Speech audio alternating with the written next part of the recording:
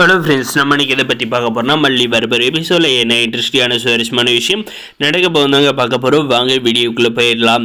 நம்முடைய ரஞ்சிதாவும் இந்த ராஜேஸ்வரி சேர்ந்துக்கிட்டு பார்த்தீங்கன்னா நம்ம அன்னபூர்ணியம்மா கொடுத்த செயினை ஆட்டையை போடுறாங்க. இந்த செயின் இருந்தால் தான் அந்த ஃபங்க்ஷன் நடக்கும். இந்த செயினை தூக்கிட்டு அந்த தாலி பிரித்து கோக்குற ஃபங்க்ஷன் நடக்காதில்லை அப்படின்ட்டு பார்த்தீங்கன்னா பைத்தியக்காரத்தனமாக அந்த செயினை தூக்குறன்ற பேரில் ஒரு சீப்பை தூக்குனா கல்யாணம்ன்ற கதையை இவங்க பண்ணிக்கிட்டு இருக்காங்க. அந்த செயினை எடுத்துகிட்டு வந்துடுறாங்க. வந்துட்ட அப்புறம் பார்த்தீங்கன்னா, நீ எதுக்கும் கவலைப்படாத ரஞ்சிதா, உனக்கான வாழ்க்கையை நான் அமைச்சு தரேன் அப்படின்ற ஒரு உறுதியை இந்த ராஜேஸ்வரி இந்த ரஞ்சிதாவுக்கு தராங்களாம். அதுக்கப்புறம் பார்த்தீங்கன்னா நம்முடைய மல்லிகிட்ட போயிட்டு, மல்லி இந்த செயின் இருந்தால் தான் உன்னுடைய ஃபங்க்ஷன் நடக்கும்.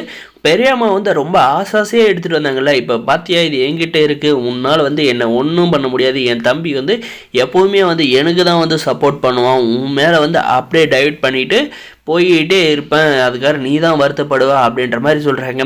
அந்த செயினை கொடுக்குறீங்களா இல்லையா அப்படின்னு சொல்லிட்டு நம்ம மல்லி அவங்க கிட்டேருந்து வாங்க பார்க்குறாங்க. ஆனால் பார்த்தீங்கன்னா அந்த ராஜேஸ்வரி ரொம்பவுமே அநாகரியமாக நடந்துக்கிறாங்க. அதுக்கப்புறம் பார்த்தீங்கன்னா நம்முடைய மல்லி விட்டே விட்டுடுறாங்க. சரி, இந்த பிரச்சனையை நம்ம பெரியம்மா கையில் சொல்லிவிட்டு அவங்க பார்த்துவாங்க அப்படின்ட்டு இந்த செயினை எடுத்துகிட்டு போயிட்டு மறைச்சி வைக்கிறாங்க இந்த ராஜேஸ்வரியை.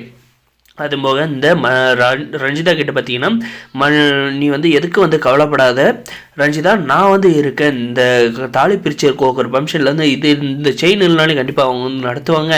அதுக்கான அதை நிறுத்துகிற வகையில் நான் ஏகப்பட்ட ட்விஸ்ட் அண்ட் டர்ன் இங்கே வச்சுருக்கேன் அப்படின்ற மாதிரி சொல்கிறாங்க. அப்படி என்னடா அப்படின்னு நீங்கள் கேட்டிங்கன்னா, வேறு ஒன்றும் இல்லைங்க. நம்முடைய மல்லியும் நம்முடைய அரவிந்தும் பார்த்தீங்கன்னா ஒரு நாள் இந்த இதில் இளநீ கடையில் இளநீ சாப்பிட்டு இருந்தாங்க. நடந்து ஸ்கூல்லேருந்து நடந்து வந்துட்டு இருந்தப்ப அதை பார்த்தீங்கன்னா இந்த தருதலை இந்த ரஞ்சிதா பார்த்து தொலைஞ்சி வீடியோ ஃபோட்டோ எடுத்துட்டாங்க.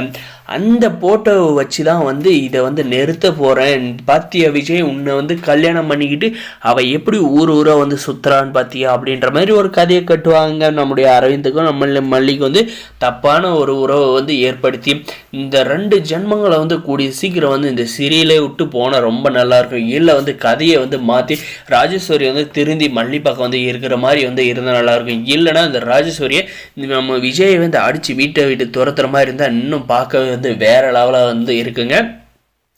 நம்முடைய மல்லிக்கும் நம்மளுடைய விஜய்க்கும் பார்த்திங்கன்னா நடக்க வேண்டிய ஃபங்க்ஷன் கரெக்டாக நடக்கணும். எவ்வளோ தடங்குகள் வந்தாலுமே நம்ம அன்னபூர்ணியம்மா அவ்வளோ சீக்கிரம் தளர்ந்து போயிட்டு மாட்டாங்க. ஏன்னா அவங்க எல்லா பிரச்சனையும் பார்த்தவங்க. நம்முடைய மல்லிக்கு ஒன்றுனா அவங்க உயிரே குடிக்க தயங்குவாங்க.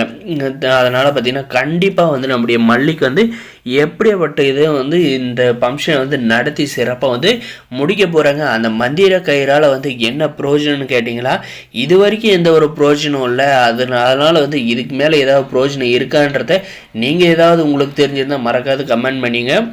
நம்முடைய மல்லிக்கு இந்த மந்திர கயிறை கண்டுபிடிச்சி இது மந்திரிச்ச கயிறு அப்படின்னு அந்த லேடி சொல்கிறாங்க. இப்போ அதுவுமே என்ன கதைன்னே தெரியல. இதெல்லாம் நம்ம விஜய் அந்த தாலி பிரிச்ச கோக்குற ஃபங்க்ஷனுக்கு ஒத்துக்கவே இல்லை இன்ன வரைக்குமே அந்த கயிறால்.